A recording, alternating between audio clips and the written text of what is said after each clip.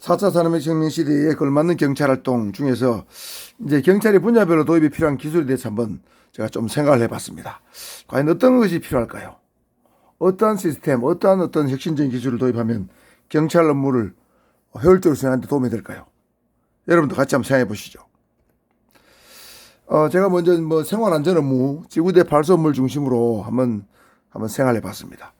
맨 먼저 지구대 순찰 노선을 결정하거나 거점 근무 장소를 결정하거나 지구대 요원들이 교통근무 배치 시간과 장소를 결정할 때 그냥 관내에서 일어났던 대충 감으로 대충 이렇게 결정을 합니다.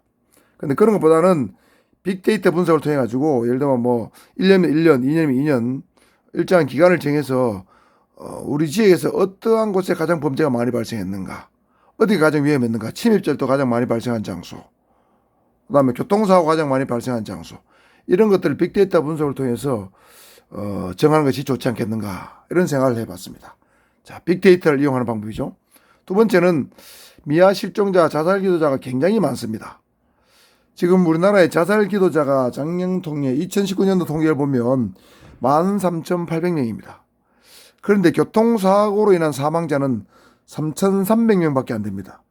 그러니까 자살자가 오히려 교통사고 사망자보다 10,000명 정도나 많습니다. 어마어마하게 많은 자살자가 있죠. 자살자가 그렇고 자살 기도자는 더 많겠죠.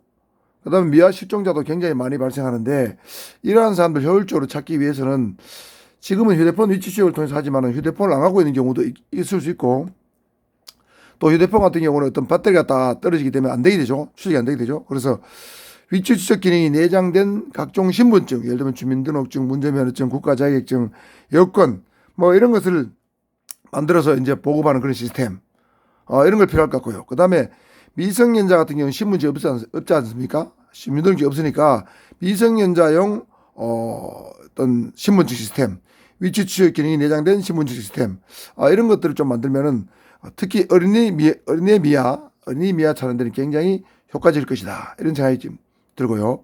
그 다음에 애들은 가방을 다 갖고 다니는데, 학교를 다닐 때, 그래서 위치 추적 기능이 내장된 어린이용 가방, 이런 걸 아마 개발하면 별로 어렵지 않을 겁니다. 예, 어린이 미약 같은 거 실종자 찾는 데 굉장히 유용할 것이다, 이런 생각이 듭니다. 그 다음 세 번째는 실종자나 자살 기도자가 사라지고 나면 과연 이 사람이 죽었는지 살았는지 이런 판단이 좀 어렵습니다. 어떤 범죄에 연루되는지 안 되는지 알 수가 없지 않습니까? 그래서 그 위험성을 판단하는 시스템을 좀 구축할 필요가 있는데, 예를 들면 실종자나 자살 기도자의 이름이나 주민등록번호를 입력했을 때 예를 들면 인터넷상, 경찰 시스템 안에서 인터넷상에 또는 PC상에 이 사람과 관련된 이 실종자나 자살 기도자가 올린 모든 메모, 관련된 모든 인물, 관련된 모든 시간을 차단해서 자동으로 현출되게 하는 거죠. 경찰 시스템에 나타나는 겁니다. 그럼 이 사람이 어디에 접속해가지고 무슨 말을 했고, 누구와 만났고, 누가 어떤 대화를 했고, 이 카톡의 내용까지도 예를 들면 말이죠. 이런 것들이 전부 다 자동으로 현출된다면 이 사람이 과연 어디에 있는지, 자살했을 것인지 안 했을 것인지, 죽었을 것인지 살았을 것인지, 누구를 만났을 것인지, 어떤 자살을 위장해서 다른 데 어떤 피신해 있는 것인지, 이런 것들 다 파악할 수 있습니다. 그래서 이런 사람들의 인적 사항만 집어넣으면 관련된 모든 인터넷상에 남긴 흔적들, 기록들이 자동으로 경찰 시스템 안에서 뜨도록 그렇게 하는 것이 좋지 않겠는가 생각해 봤습니다. 그 다음 수사 형사 업무입니다. 자, 다중이용시설입니다. 공항, 항만터미널, 지하철 같은 CCTV하고 여기에 안면 인식 기술, 그 다음에 수배자 조회 시스템을 연동하게 되면 전국에 수배자들이 굉장히 많은데 수배자를 일일이 잡으러 다니기가 굉장히 어렵습니다. 그래서 다중이용시설에 나타난 수배자들은 이 시스템을 이용해가지고 자동으로 경찰 관서에 연락이 되도록 그렇게 하면은 범인 검거를 굉장히 신속하고 효율적으로 될 것이다, 이렇게 판단이 되고요. 두 번째는 보이스피싱 범죄가 굉장히 많은데 보이스피싱 범죄를 좀 효율적으로 단속할 수 있는 방안, 검거할 수 있는 방안, 이런 프로그램을 개발할 필요가 있을 것 같습니다. 알다시피 보이스피싱 범죄는 전부 국제화, 조직화, 고속화되고 있죠.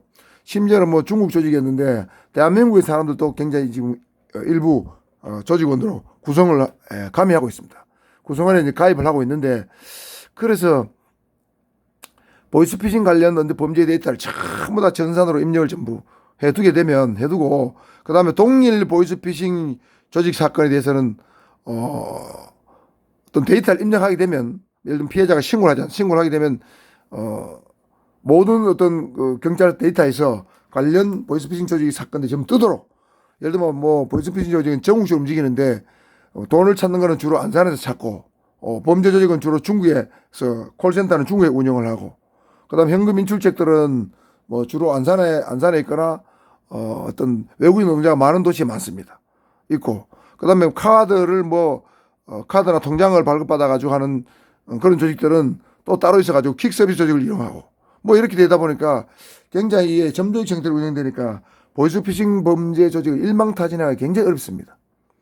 그래서 이 보이스피싱 범죄도 데이터를 전부 입력부터 하면 인터넷상에 전부 동일 범죄 조직인지 아닌지 좀 뜨도록 그렇게 만들면 굉장히 보이스피싱 범죄 조직을 근거하는데 효율적일 것이다, 이런 생각이 듭니다.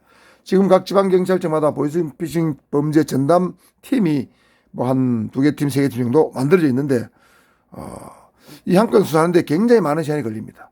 이런 어떤 자료가 데이터가 또 획일적으로 데이터 경찰 전산망에 뜨지도 않습니다. 어렵기 때문에 이런 것들도 좀 전부 다 데이터할 필요가 있다, 이런 생각이 들고요. 세 번째, AI 신문입니다. AI 신문은 특히 이제 성폭력 범죄 피해자는 진술을 잘 안 합니다. 왜냐하면 2차 피해 같은 거가 이제 생각이 되고, 본인이 그 당했던 억울한 어떤 상황을 다시 말하기 굉장히 거북하거든요. 특히 사람 앞에서. 그러니까 진술을 잘 안 합니다. 또 특히 뭐 어린애가 뭐 성폭행을 당했다 하면 그 부모가, 엄마가 진술을 못하게 하는 경우도 많이 있죠. 그래서 성폭력 범죄 피해자 진술을 받기 위해서는 좀 사람이 아닌 기계가 좀 담담하게 객관적으로 진술을 청취하면 굉장히 진술을 하기에 좀 용이하다고 보여집니다. 그래서 성폭력 범죄 피해자 진술을 받는 AI 신문 기능이 탑재된 어떤 로봇 경찰, 뭐 이런 것들이 좋을 것 같고요. 다만 문제점은 정말로 성폭력 범죄 피해자의 고통을 기계가, 컴퓨터가 제대로 이해할 것인가, 그 이해를 할 수 없어가지고 깊이 그 공감받는 신문이 좀 어려울 걸로 예상되는데, 이런 부분은 앞으로 연구가 더 돼야 되겠죠. 그래서 네 번째로는 상습 성폭행범 위치 추적 시스템입니다. 여러분, 조두순이 출소했는데 뭐 정부에서 여러 가지 대책을 많이 내놨죠. 그렇지만은 완전한 대책은 사실 없는 것 같습니다.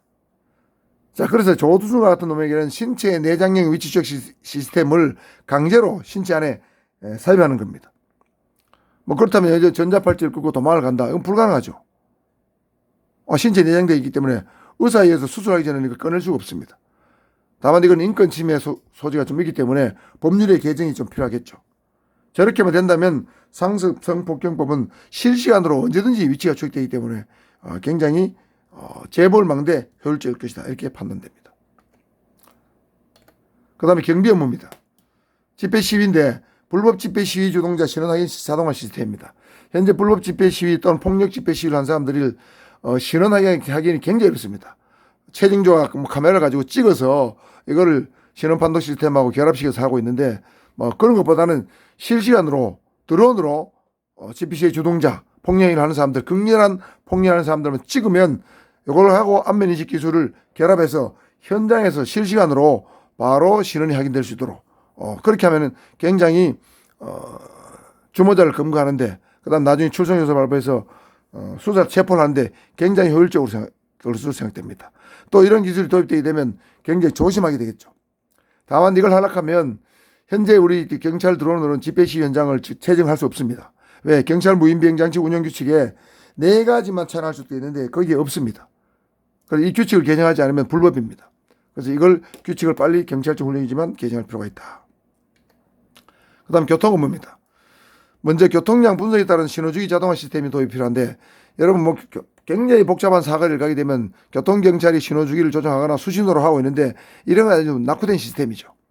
그래서 예를 들면 사거리에 높은 첨탑을 세우든가 드론을 띄워가지고 교통량을 보고 실시간으로 신호주기가 자동으로 조정되는, 교통량이 측정이 자동으로 되면 실시간에 신호주기가 자동으로 조정되는 그런 시스템을 도입하는 것이 4차 산업혁명 시대에 부합한다, 저는 이렇게 판단되고요. 두 번째는 각종 교통법규 위반자에 대해서 자동 단속 시스템을 도입하는 겁니다. 예를 들면 끼어들기 굉장히 많죠. 끼어들기 단속 시행이 어렵습니다. 경찰이 현장에 있지 않으면 안 됩니다. 정선 위반 굉장히 많습니다. 헬멧 미착이 굉장히 많아요. 이걸로 인한 사망사고도 많죠. 이런 것들은 현장에 경찰이 있어야 되니까 단속이 굉장히 어려운데, 이런 것들도 뭐 끼어들기 정선 위반이 많은 곳에 드론을 띄운다든가 아니면 높은 첨탑에서 촬영해서 자동차 번호판 인식 시스템, 자동 인식 시스템하고 신원 조회망을 자동으로 연동하게 되면 자동으로 위반자 인증상이 뜨고, 거기에 따라서 뭐 출석이 올사라든가 멈추고 납부 통호서가 자동으로 발부가 되도록 이렇게 만들 필요가 있다는 거죠. 그 다음에 세 번째는 자율주행차 안전운전을 위한 교통 인프라 구축입니다. 이게 이제 일부 나라에서는 시행해가지고 약간 문제점이 있어가지고 본격 시행은 안 되고 있지만 언젠가는 시행될 겁니다. 자율주행차를 운영하려고 하면 제일 중요한 것이 교통 관련 정보 제공이 자율주행차에게 실시간으로 돼야 됩니다.